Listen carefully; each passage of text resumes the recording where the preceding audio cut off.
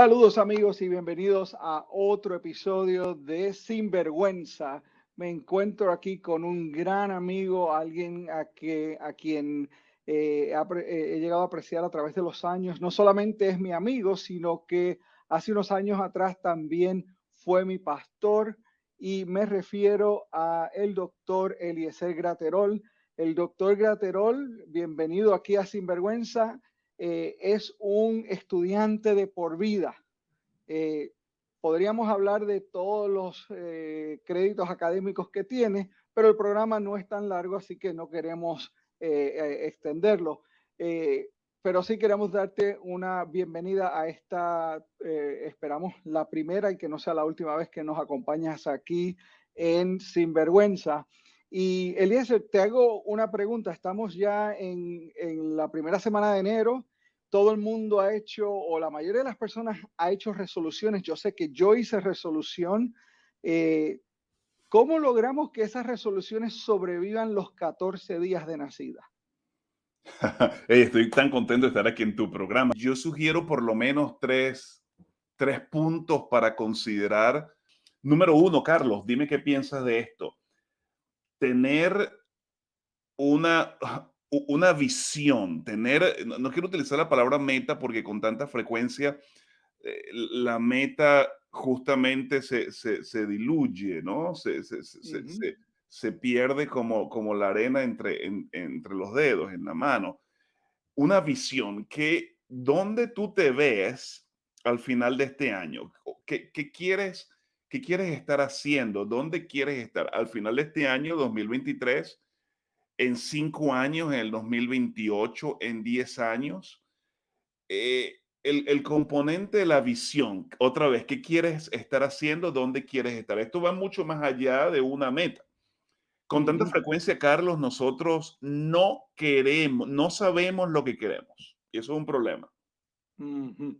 porque estamos rodeados de meros sentimientos y los sentimientos cambian. Los sentimientos no nos dan estabilidad. Los sentimientos son producidos por químicos que varían cada segundo.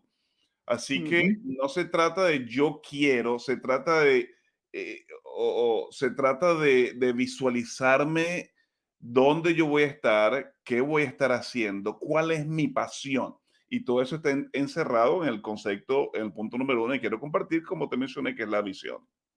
El primer punto entonces es el asunto este de tener una visión y si mal no te entiendo, uno tiene, pues, tienes que tener algo que es lo que tú quieres lograr, eh, pero no te puedes dejar simplemente llevar por las emociones, por los sentimientos, porque si no, ya los 14 días se te van a ir. Te hago una pregunta antes de que pase al segundo punto, porque mucha gente dirá, bueno, pero eso suena como que bien egoísta, centrado en mí mismo.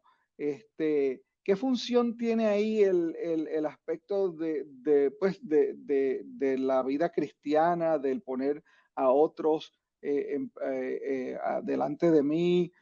¿Cómo entra eso en la personalidad que es mía, que es quien yo soy? Mira, tengo aquí una Biblia afortunadamente a la mano. Hay un texto que a mí me encanta, es el Salmo 139. Creo que es el versículo 16 o 17. El 16 dice a David que Dios me tejió, él me vio cuando estaba en el vientre de mi madre y él escribió todo acerca de mi vida en su libro antes de mi nacimiento. Y esta Ok. palabra, Carlos, encierra, este versículo encierra el concepto de propósito. Dios escribió algo específico relacionado a mi existencia antes de mi nacimiento. Es decir, Dios quiere que yo haga algo. Dios quiere que yo me desarrolle en un ambiente específicamente para su gloria y para traer una contribución a los demás. Voy a repetir, este asunto que Dios escribió en su libro tiene una aplicación general, la cual es traer gloria a Dios y traer una contribución a mi sociedad, a este mundo que está roto. Así que cuando yo estoy hablando de una visión, ¿qué quiero hacer con mi vida? ¿Dónde yo quiero estar de aquí al final del año 2023 o en 10 años? Eh, la respuesta tiene que coincidir, alinearse a estos dos planteamientos, traer gloria a Dios y traer una contribución. La pregunta es, ¿cómo lo voy a hacer? ¿Cómo voy a traer gloria a Dios y cómo voy a traer esa contribución? Y ese es exactamente el punto. Yo con mucha sencillez te digo que cuando yo descubrí este texto hace unos años atrás, o mejor dicho, cuando profundicé en este pensamiento, yo hice de la búsqueda más grande de mi vida, descubrir qué fue Ujú. lo que Dios escribió en su libro acerca de mí, antes de mi nacimiento. Y esto Yo me creo que ha es dado... un punto bien importante, Eliezer, porque muchas veces, y gracias por traer eso, porque eso era precisamente lo que yo estaba, a lo que quería llegar, y es este asunto de que Dios nos hizo de manera particular y que los deseos que nosotros tenemos en nuestro corazón, eh, son deseos buenos, esos deseos buenos, como dice Santiago, todo don perfecto proviene de Dios, toda cosa buena, toda buena dádiva viene de Dios. Esos deseos buenos de, de hacer cosas, por ejemplo, de creatividad, de tener esas metas particulares, pues están ahí porque Dios nos hizo de esa manera. O sea, el detalle no es necesariamente que yo quiera tener esas metas, sino que, ¿qué voy a hacer con eso? Ujú, Como alguien me dijo recientemente, la vida es es el don que Dios te da. ujú, ¿Qué tú haces con ella? Es el don que tú le que das tú a le das. Dios. Ujú. Así es. Ok. Entonces, cuando tú te empeñas en descubrir qué fue lo que Dios escribió en su libro acerca de tu vida, cuando tú entiendes que tú no eres el producto del azar, tiempo, chance, químicos, no, Ujú. no, tú fuiste diseñado como nos los enseña el libro de Génesis, como nos los enseña la Escritura. Por lo tanto, Dios tiene un plan para ti. Este plan, como tú lo mencionaste, es general, o como estábamos hablando, es general, es decir, traer gloria a Dios y traer una contribución a los que me rodean, pero de la misma manera es específico, porque la manera en que tú vas a traer gloria a Dios y tú vas a traer una contribución es completamente diferente a la mía. Y, Correcto. y entonces, en este asunto de tener una visión concreta de tu vida, tú tienes que ser intencional en tratar de descubrir qué fue lo que Dios otra vez escribió en su libro, que yo no sé si es un libro literal o no, no me importa, a mi criterio es irrelevante.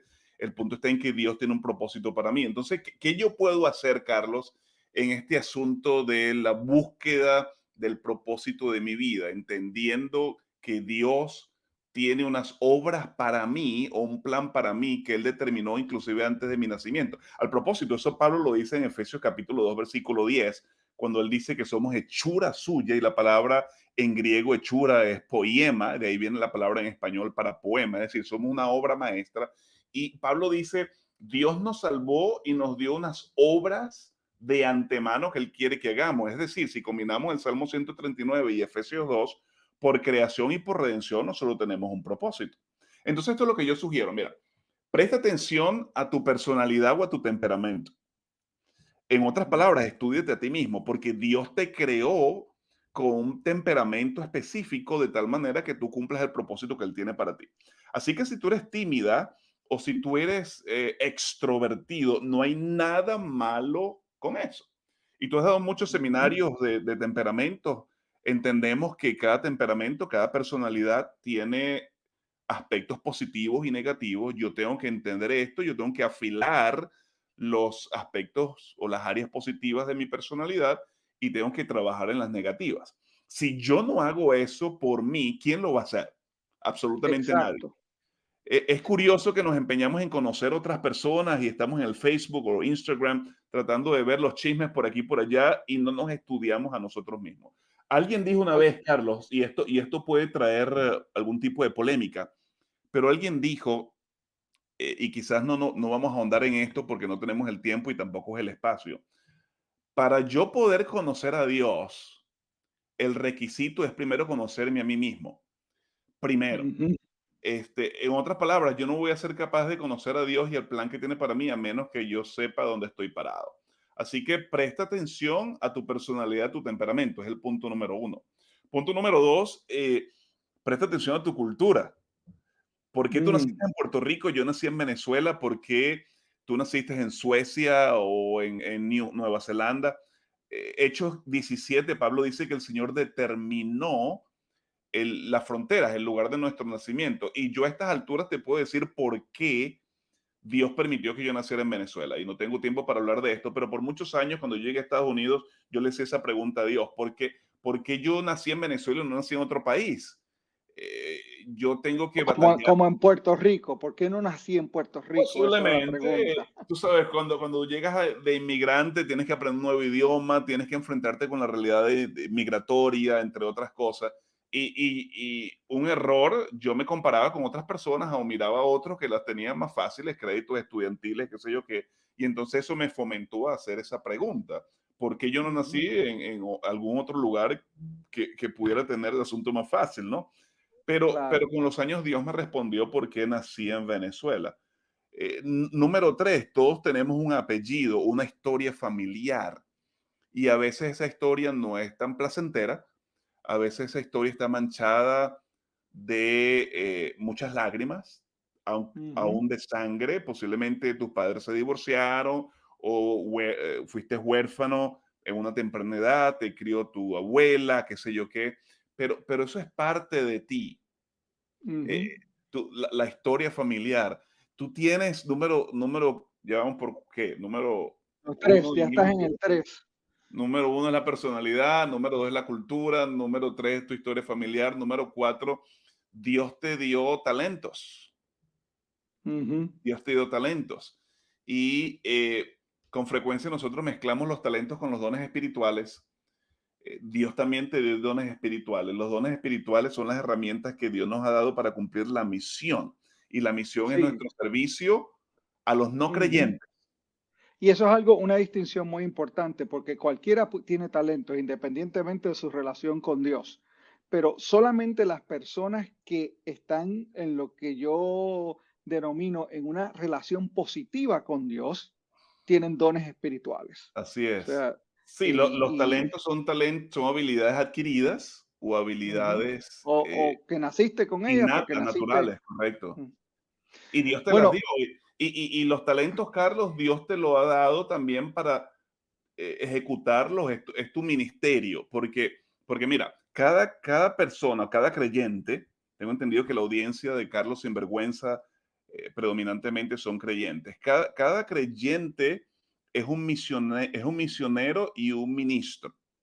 ujú, Cada creyente, según la perspectiva bíblica, tiene una misión y un ministerio. Otra vez, mi misión es mi servicio, porque es todo acerca de servicio, no es nada acerca de estatus o de posición. Mi misión es mi servicio a los no creyentes. Para eso Dios me ha dado dones espirituales y, ujú, o por lo menos un don espiritual. Y mi ministerio es mi servicio a los creyentes en el contexto de la iglesia local. Para eso Dios me ha dado talentos. Así que hay personas que cocinan muy bien, hay personas que tienen la habilidad de tocar instrumentos o de cantar o de limpiar o de pintar. Ellos deberían o deberíamos ejecutar esos talentos en el contexto de la iglesia, ¿no? Em, ¿Qué más? Hablamos de dones espirituales, de talentos, de cultura, de familia, historia de la personalidad, familia. historia familiar. Hay algo, Carlos, que yo llamo Dios en mis sombras. Son en Ajá. inglés God's shaping activities, actividades, ¿cómo pudiéramos traducir? Formativas de Dios. Eventos, quizás no acciones, eventos que Dios utiliza para formarnos, porque Dios está en el negocio de formarnos.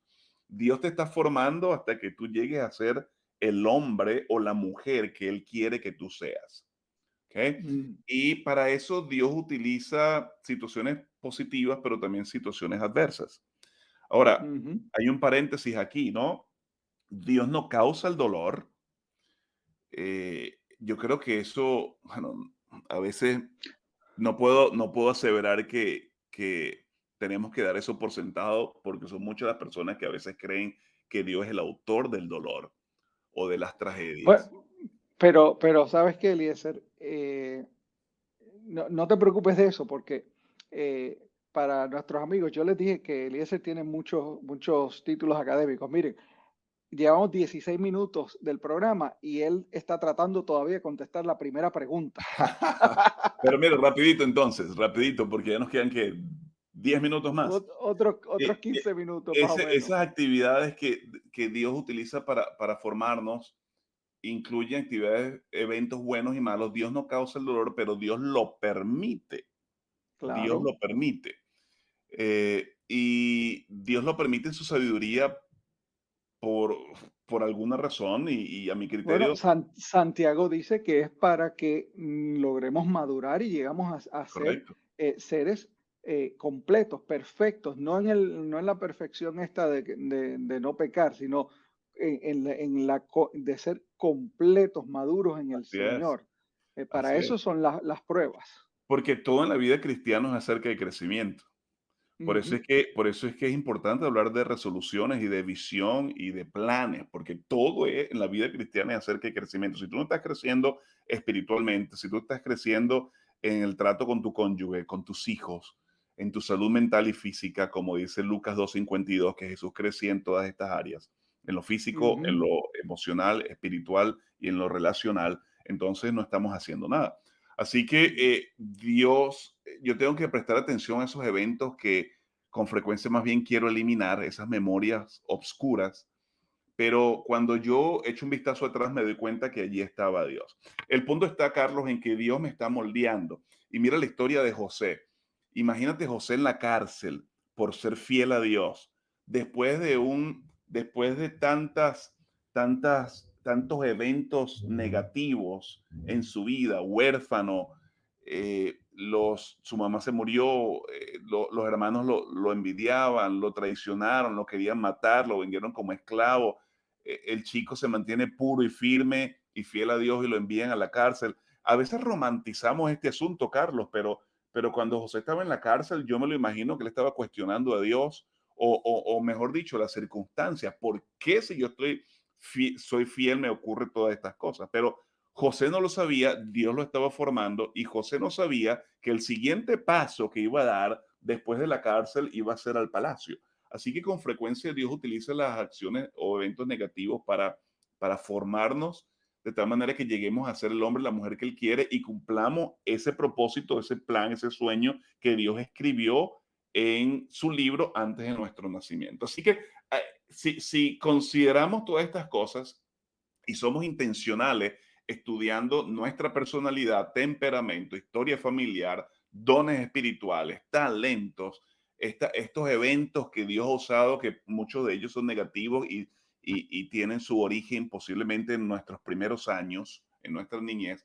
Yo creo que es un muy buen punto de partida para definir cuál es nuestra visión, qué es lo que queremos, cuál es el plan que Dios tiene para nosotros, y yo creo que eso no va a morir en 15 días. Bueno, vamos a ver. Siempre hay gente como yo que puede desafiar cualquier tipo de teoría y en 15 días matar cualquier cosa. Pero no, muchísimas gracias por esa contestación. ¿Cómo nosotros como cristianos utilizamos el evangelismo personal, el compartir nuestra fe? ¿Cómo ese elemento en particular nos podría ayudar a nosotros mantener esas resoluciones, a expandir la visión, a entender todas esas cosas que tú dijiste, ¿verdad? Porque a veces pensamos que solamente los predicadores son los que hacen eso, pero los predicadores somos los menos que hacemos eso. Me refiero a la menor cantidad de personas. Por cada predicador hay muchas personas que le están escuchando. Entonces, ¿cómo cada una de esas personas que están viéndonos, que se sientan a escuchar un sermón semana tras semana, cómo ellos pueden poner eso en acción en su vida en el aspecto local aquí en el año 2023? Mira, el libro de hecho nos dice que fue Antioquía donde por primera vez los cristianos se les llamó como tal, cristianos. Y hay dos Ujú, versiones o dos interpretaciones de este evento. Número uno, de una manera despectiva, eh, ujú. Cristo obviamente tenía una reputación de que era un perdedor, había muerto en la cruz, había sido crucificado y este era el Dios que este grupo de personas servían, así que estos son unos cristianos. Pero la otra Ujú, interpretación posible es que se parecían a Cristo, se parecían a su modelo.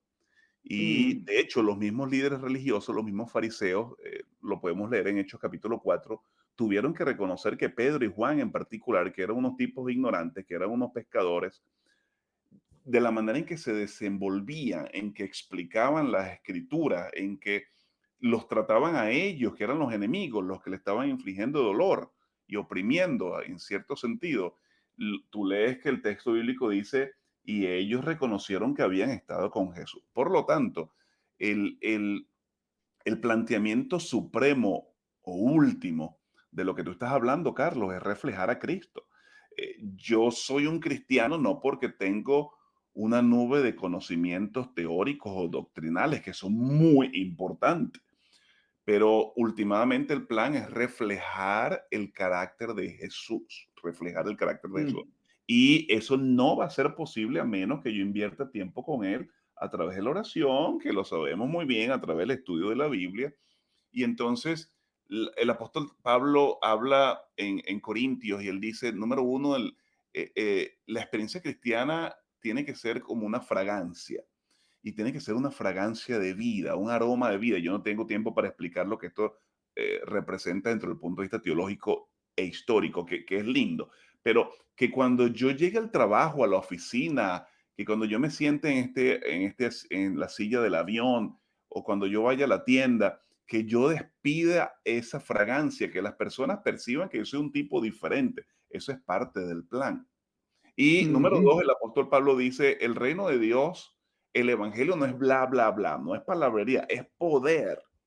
Y ujú, tú mencionaste el desafío del evangelismo en nuestra experiencia cristiana. Mira, vivimos en tiempos proféticos donde el secularismo está devorando a la sociedad, no solamente el mundo sí, occidental, en todas partes donde pongas el pie, vas a respirar secularismo. Y digo profético porque eso yo lo encuentro en Daniel capítulo 11, en el escenario del rey del sur, que representa todo lo relacionado al ateísmo, al secularismo. Como bien sabes, yo he estudiado un poquito y he escrito acerca del budismo.